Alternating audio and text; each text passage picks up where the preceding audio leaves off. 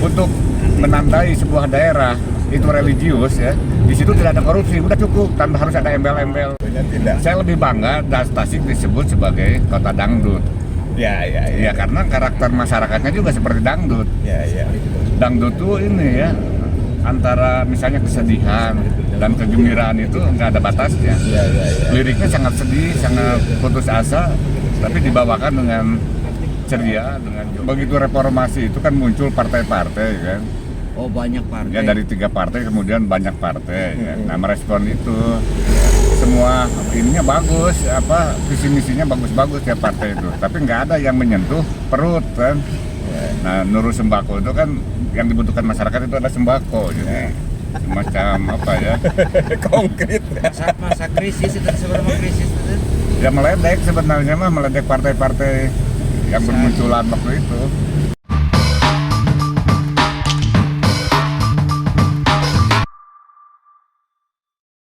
Ngobrol tentang gerakan kantung budaya dari hulu sampai ke hilir.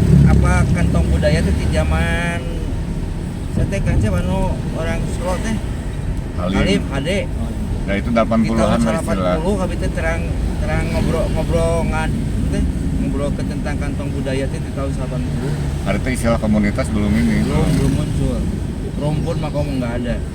Tapi spiritnya sama kan sebetulnya? Sama, ya cuma istilah yang muncul kan ya. Kan aya pemetaan teh ya, pemetaan kantong budaya rumpun Halim Ade.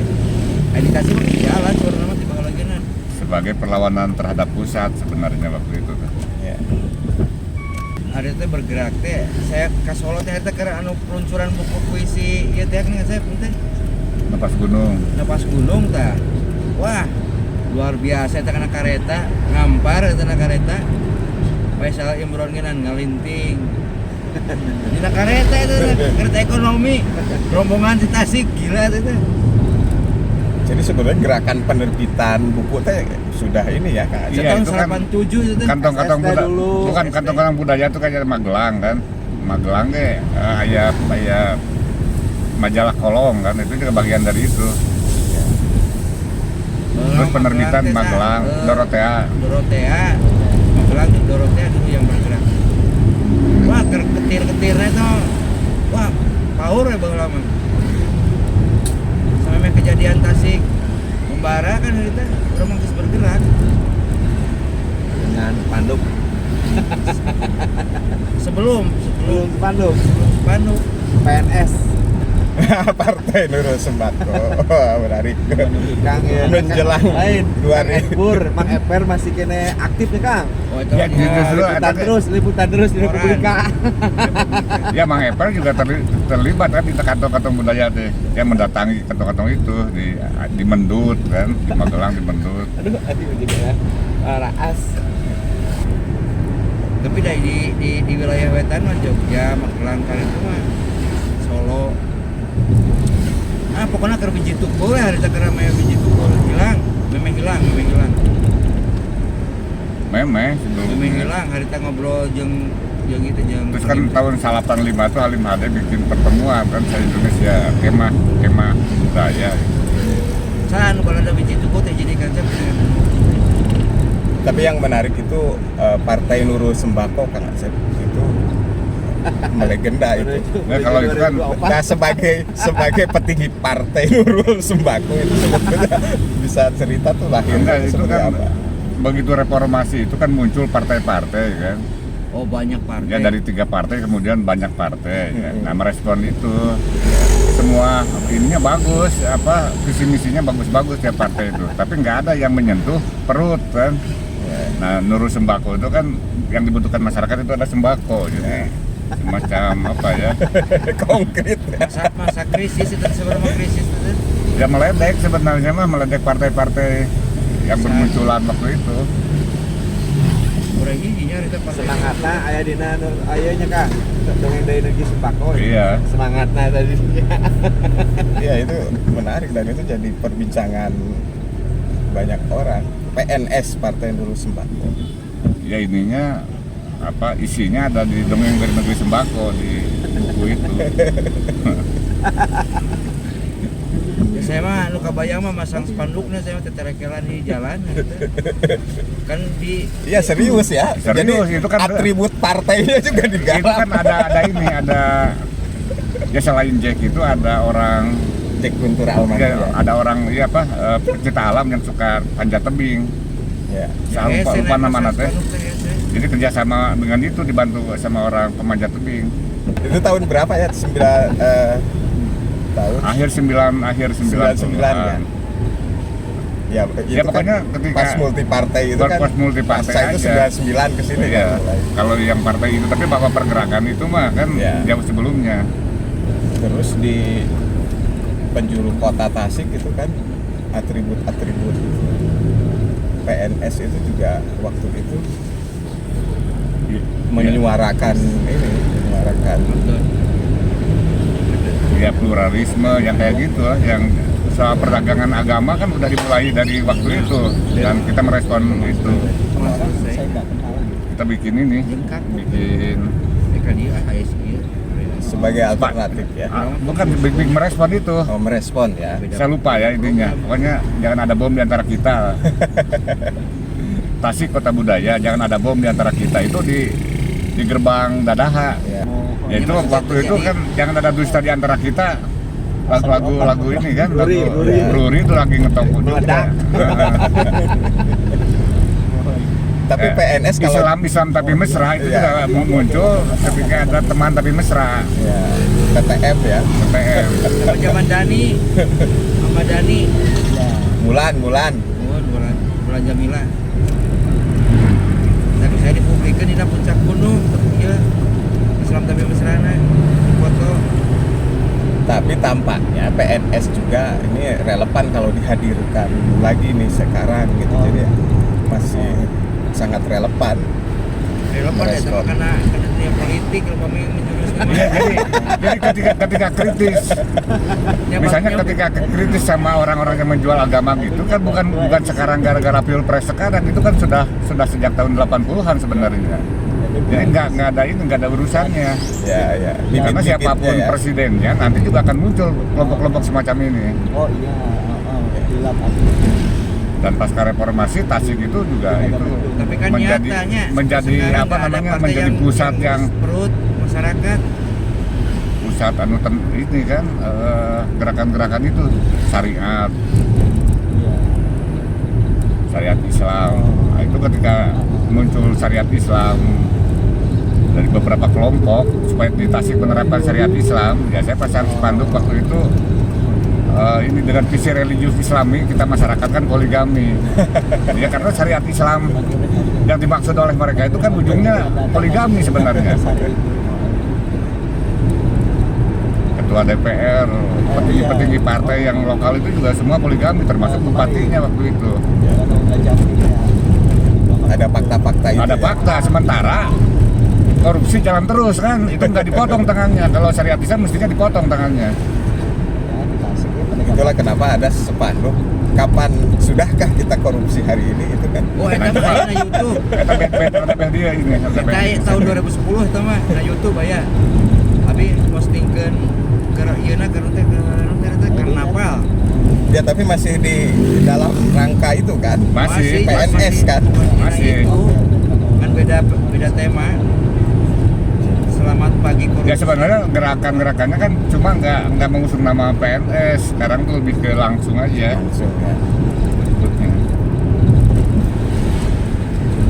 Tapi sebagai Karena dulu itu kan ada pengusaha sablon juga yang mendukung, dia udah punya logo itu kan, jadi kalau pesan spanduk ke sana udah logonya udah ini nempel langsung gitu. nanceng. Nah kalau yang sekarang kan itu hanya pakai ditulis tangan aja, jadi nggak pakai logo. Kalau yang dulunya pakai sablon kan itu.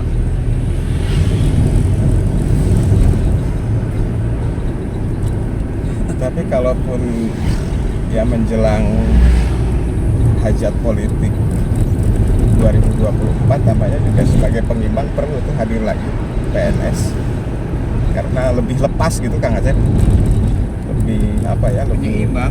ya penyeimbang. Jadi ketika membuat narasi, merespon narasi yang sedang berlangsung itu kan juga lebih kena pas gitu. Karena isu-isunya kan tetap gitu. Tetap sama itu. Isu-isu Dan orang nggak sadar ya kalau kan semakin banyak ininya simpatisannya ya, kayak fasilitasi gitu. Karena kemudian diinikan ke politik praktis.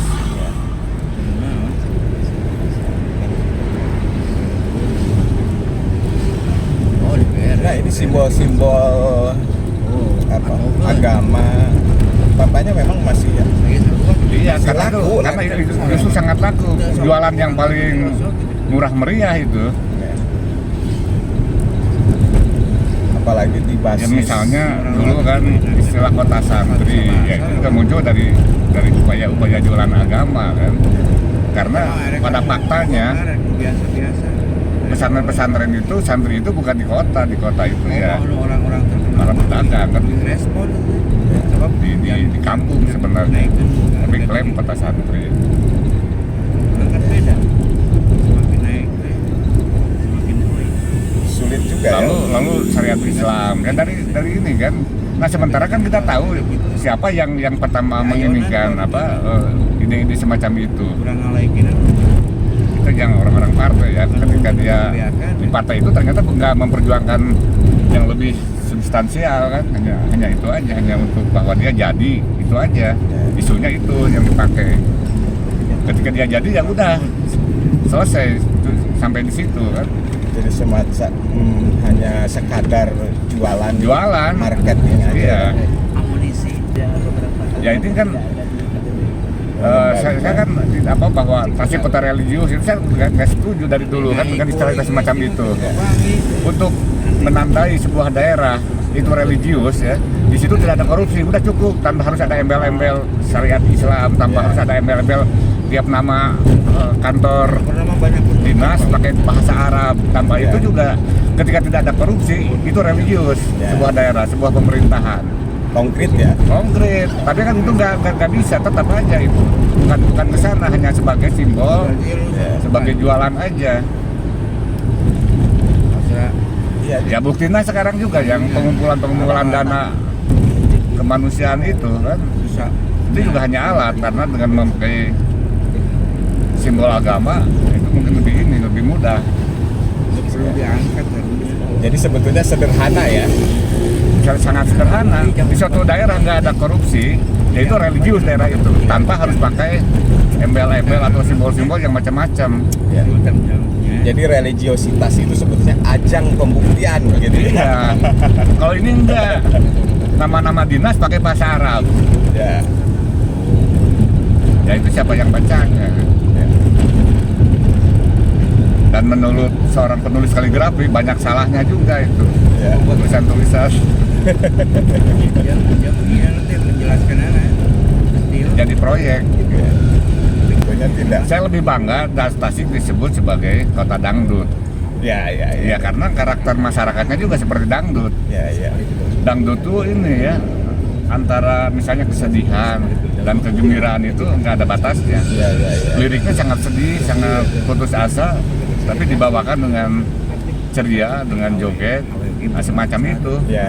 Jadi karakter masyarakat Tasik itu Dan itu konkret ya. konkret, artinya dia juga antara religiusitas yang dijualnya dengan kelakuannya Ya, itu juga berbareng. Artinya dia ketika dia menginikan simbol-simbol agama, tapi dalam waktu yang bersamaan juga korupsinya juga parah kan itu pasti gitu. Nah sama dengan dangdut, paradok. Dongengkan terus. Jadi lebih ini ya, lebih menghujam Tasik sebagai kota dangdut. Iya, Ketimbang itu lebih real, lebih sesuai fakta. Kota santri, kota religius kan gitu. Iya. Anak-anak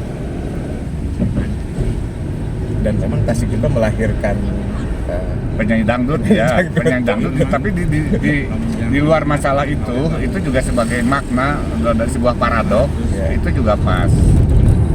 Ya kayak spanduk dengan visi religius Islam itu kan perda, visi religius Islam itu perda. ya. Sebagai jalan keluar dari tarik menarik antara penerapan syariat Islam. Nah, akhirnya visi religius Islami itu perda. Podcast nanti. Nah tapi juga saya sandingkan dengan poligami ya karena itu ternyata ujungnya puncak perjuangan visi religius Islami itu ada di poligami Itu dengan fakta bahwa bupatinya, bahwa semuanya juga poligami. ya Nah, sementara upaya-upaya memberantas korupsi kan nggak ada. Jajaran transparan. Dan bahkan gawatnya kan itu yang ceritanya tentang naon. apa hibah-hibah dana-dana hibah terhadap Itu kan bisa gitu. yayasan segala macam itu juga banyak sekali Iya. fiktifnya. Ya. Kang Kidung sepakat kata Kang Acep ketimbang kota santri, kota religius lebih tepat kota dangdut. Ya ada emang gitu dan dangdut. Karena identiknya jeung Rhoma Irama bakalan. Aya ayeuna, aya subuhna Rhoma Irama. Ya tapi kan menurut Kang Acep tidak hanya itu, Ya. karena memang lebih real saja gambaran masyarakat itu kan. Ya seperti itu kan, Gambaran politisinya, gambaran politisinya. Politisi nama Elit ya, dari elit sampai iya, paradok. paradok gitu.